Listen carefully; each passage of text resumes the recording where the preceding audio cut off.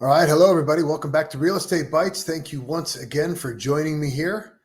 I appreciate you guys tuning in every week, joining me every Friday at noon to discuss real estate and to talk about the market, to uncover insights about the industry and about what us professionals do behind the scenes. The topic of today is I read an article recently that definitely piqued my interest. The article is titled "Why Black Athletes Should Invest in Commercial Real Estate to Secure Long-Term Wealth." And I think it's a fantastic idea, but there are some things about this article that, I don't know, they didn't quite sit well with me, or I thought maybe were a touch misleading or not quite the best advice. So I want to dive into it. Before we do that, let's take a look at our meme of the week. Here it is. Prospect says, "Can you cut your commission?" Me? The best I can do is cut you out of my life. So listen, guys, there is the big lesson in this little meme right here that I could talk about is simply this.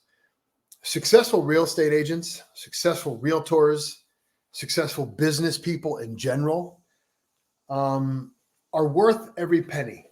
And successful professionals, frankly, don't need the business so badly that they've got to cut their rates. Successful professionals, they get enough referral business. They get enough business walking through the door every single day that they simply don't need to discount. If you find somebody who leads with a discount, who is very ready to discount their rates or whatever it is, I would beware of that person. They might not be the most professional. If discounting is how they got to win their business, they're probably not the best at doing what they do. All right, so let's jump into this article. And here it is. Why Black Athletes Should Invest in Commercial Real Estate to Secure Long-Term Wealth. So this article, as you can see, was written by Ms. Misty Starks on June 28th of 2024 and published here in Black Enterprise, Wealth for Life. So obviously, Black Enterprise is a publication, a magazine, and a website here that is focused on just that. It's focused on long-term wealth creation for Blacks in America, a noble enterprise, right? So however, when I read this, I mean, the first thing that stuck out to me was, well, hell yeah, they should invest in real estate. Everybody should, but then the commercial real estate right here, big and bold in the headline, really caused me to want to read some more. And of course, this is Black Enterprise, so they're talking specifically about Black athletes and not everybody.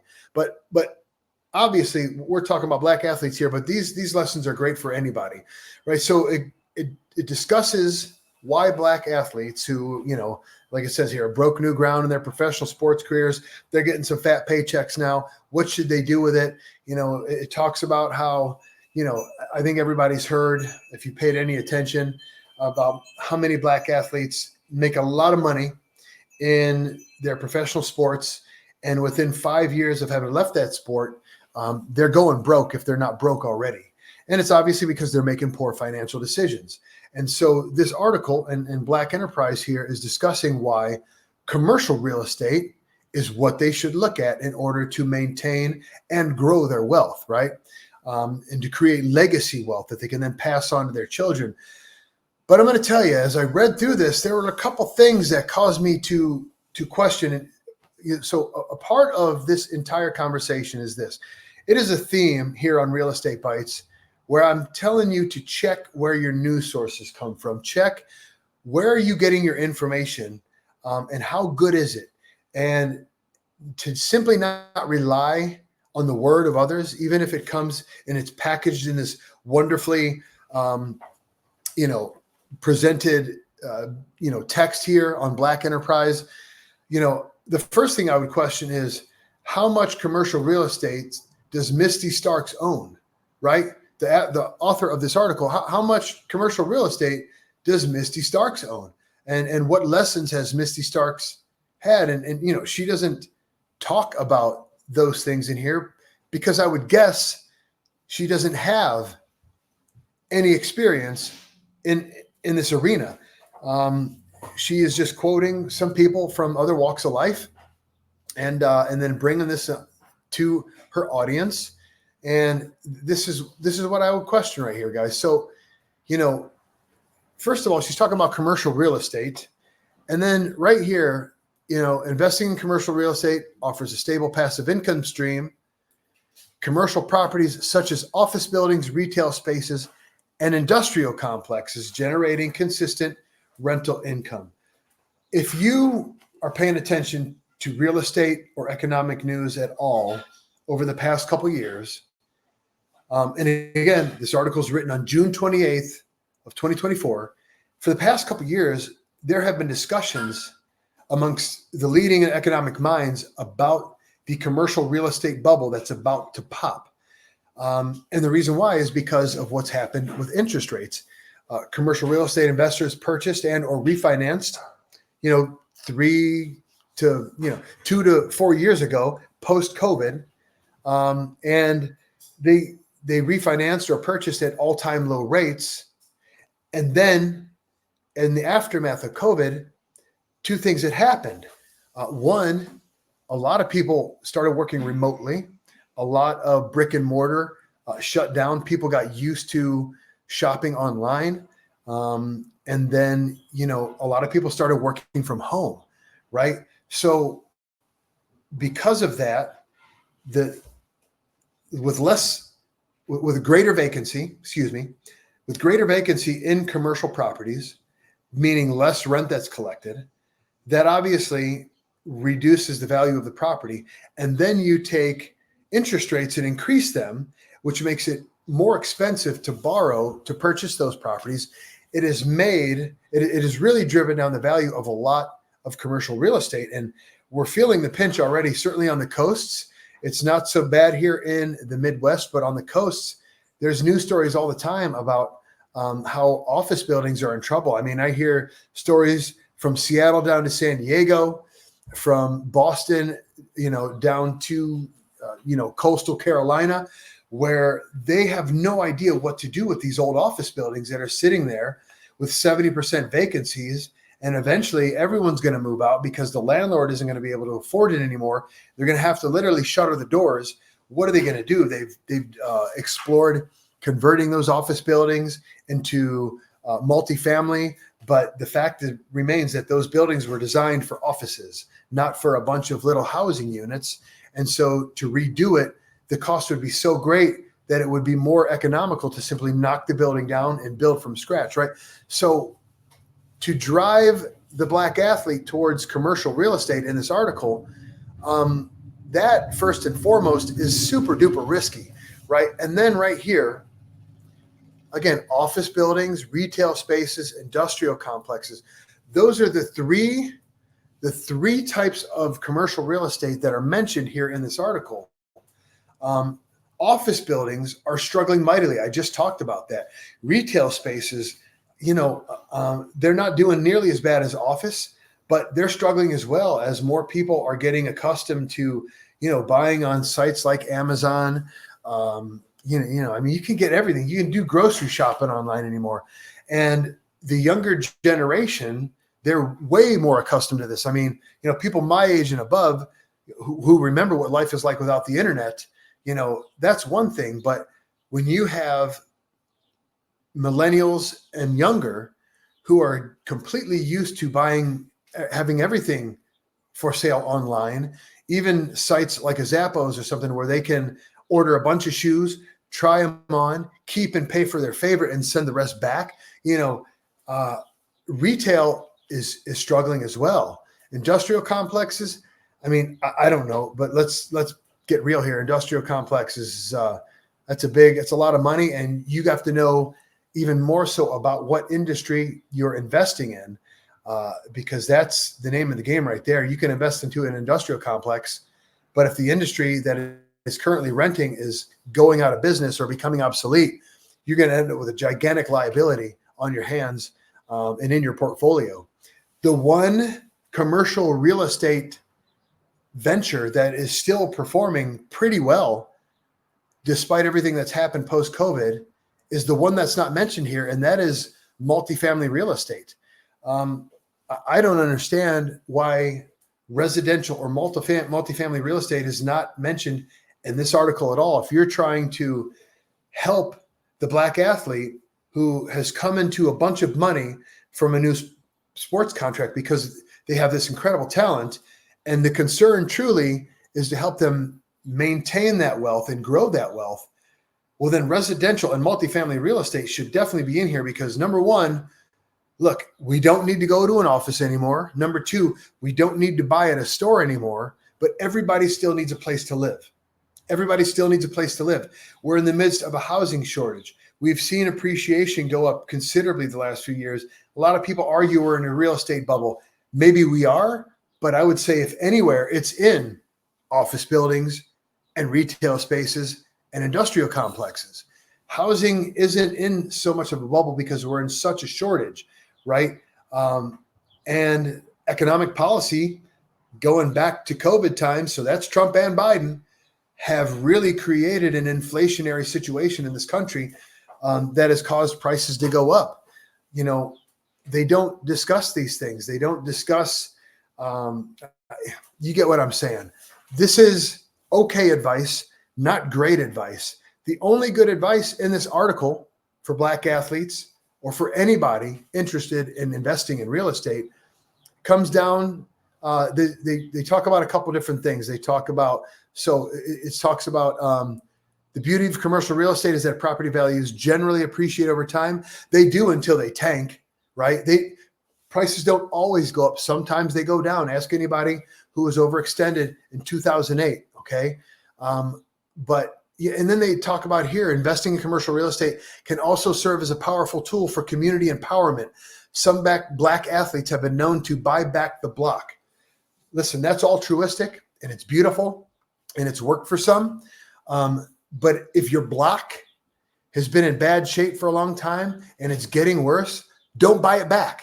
You're going to go broke. I promise. Okay. If your block is in an area that is degrading, you know, regardless of how bad it might be, if it's continuing to degrade, if home values are continuing to plummet, if businesses are continuing to move out, you do not want to buy back your block. Okay. You're going to go broke. Trust me. Don't do that. If you can form a partnership with the municipality, with the city that you're in, and they're willing to help bring in some money and subsidize some things and make some real change, okay, maybe you have a partnership. Or maybe if you get involved in a syndication that literally is going to buy back a whole block, raise it, and then build something up, which is also known as gentrification, okay, and bring some more money in, maybe now you're talking. But don't buy back a block in an area that is in bad shape and getting worse. It's not going to work out for your portfolio. Trust me. Okay. They talk about the tax benefits. So this is good advice here. There are incredible tax benefits in any type of real estate investment. So if you're interested, that's something that you look into. Now, here is really the only solid advice, and it's still incomplete. This isn't something you want to do without the expertise of a professional who can help you with negotiations, market analysis, blah, blah, blah. Listen, not only do you need one professional, you probably need a team of professionals. You need a real estate professional who can show you a track record of what they've been able to accomplish for their clients, the kinds of properties that they have helped their clients acquire, the performance of those properties, right? You need a professional who can help you navigate the tax implications. So you're talking about a real estate professional, you're talking about a CPA. You need a professional who can help you set up the correct legal structure. So should anything go wrong in your investment, especially like if you are in a small partnership and you have a lot of equity in your investment, whether it's an office building or whatever, if something bad happens there and people end up injured and you end up in a lawsuit, you need a correct legal structure, right? To protect you and the rest of your assets and income from potential seizure due to the lawsuit, right? So you need an attorney or attorneys. You need an entire team. Okay.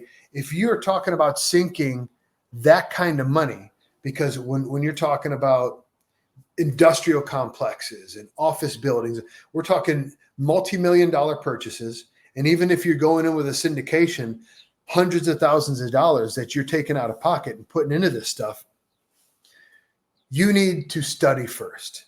You need to take a trip to Amazon, spend a few of those well-earned dollars on a few books that discuss the specific type of investment that you want to get into.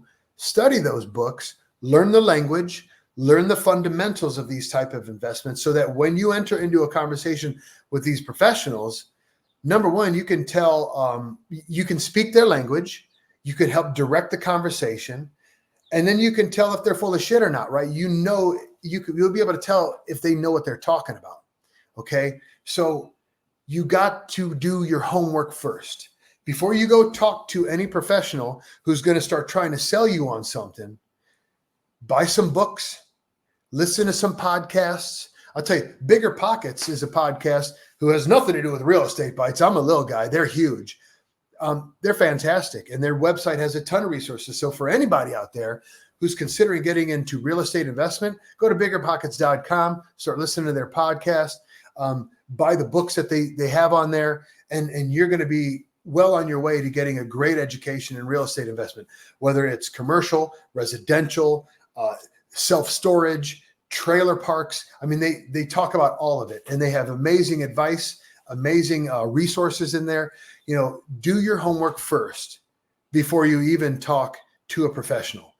That way you're prepared to talk to the professional. If you go into your conversation with a professional with complete ignorance, then you better hope you walk through the door of a really solid individual with integrity. Because if they don't have scruples, they're going to take you for a ride, baby. And it's not going to feel good. Trust me on that one, okay? So black athletes, white athletes, my black neighbors, anybody who is interested in real estate investment, real estate in general, the first lesson in this article, watch out where your news comes from.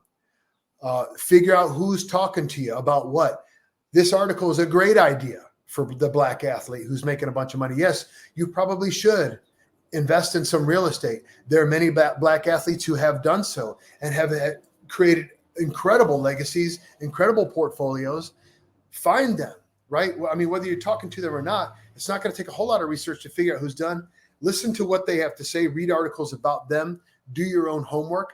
Maybe if you're a black athlete making millions of dollars, it probably shouldn't be very hard to find a mentor who can show you how to do this stuff. So the black athlete who's already been through it, who's taken their lumps, who's lost some money, who's learned some amazing lessons from that, and has gone on to go ahead and build a successful portfolio, that might be your first stop.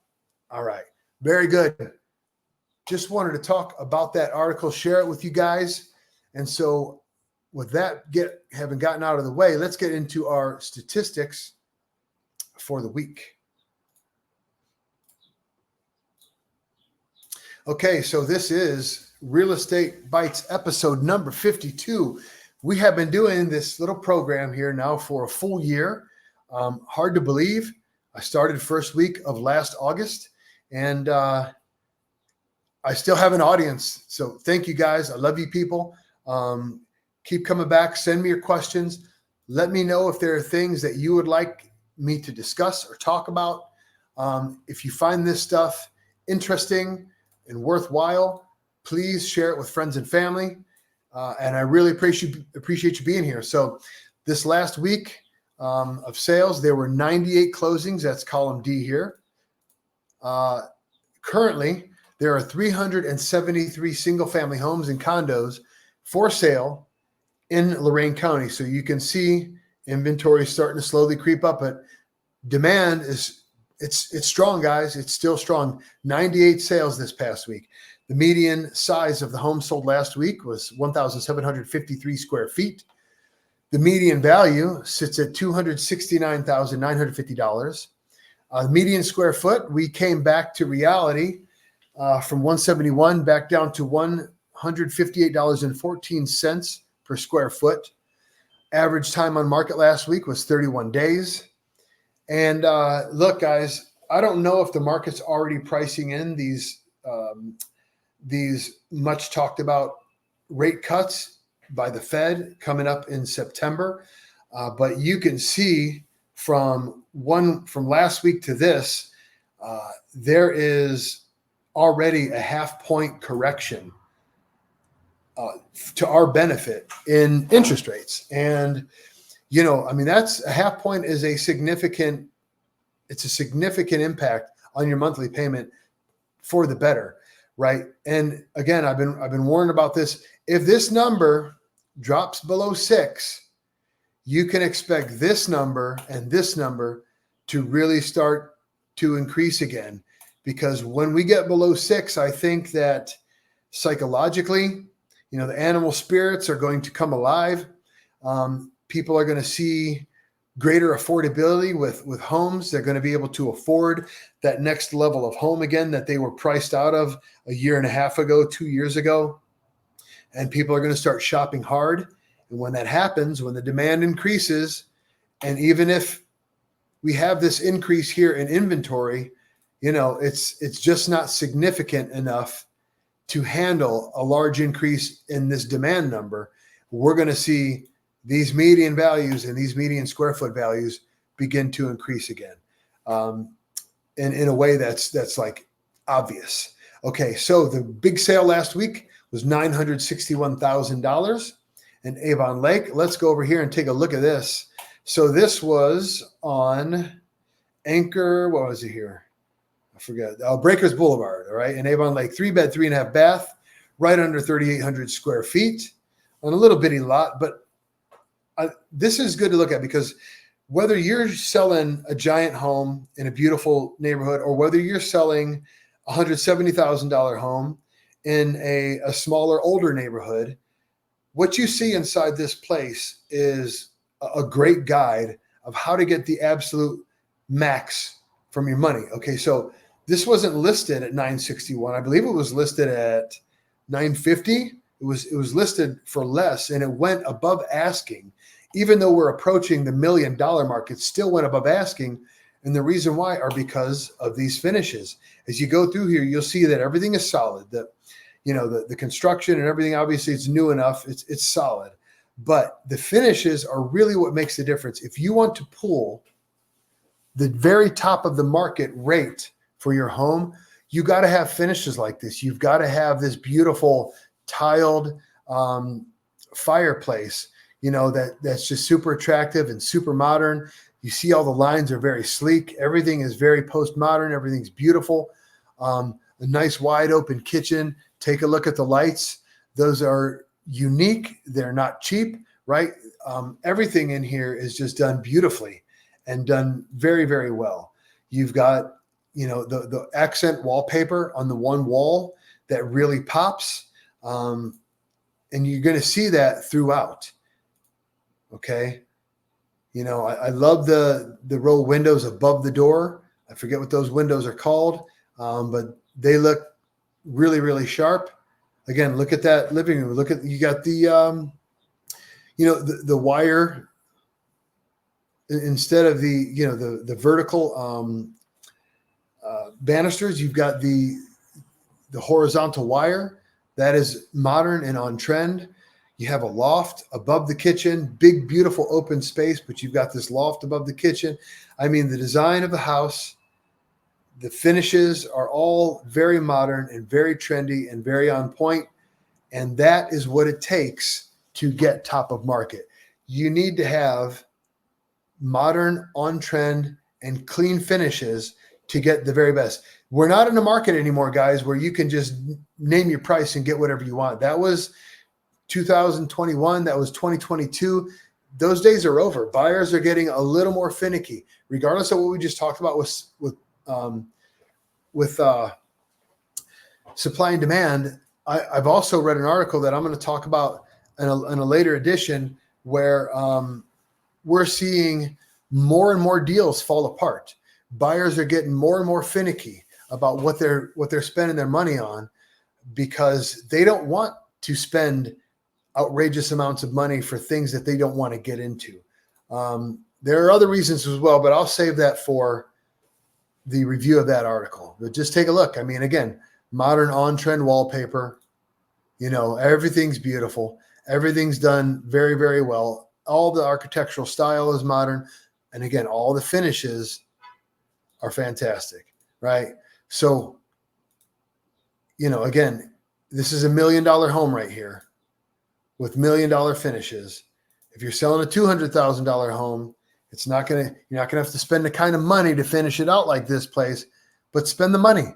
If you have any idea that you may be selling in the next 3-5 years, start doing it now. Start making the little improvements now. So when you come time to put it on the market, it's ready to go.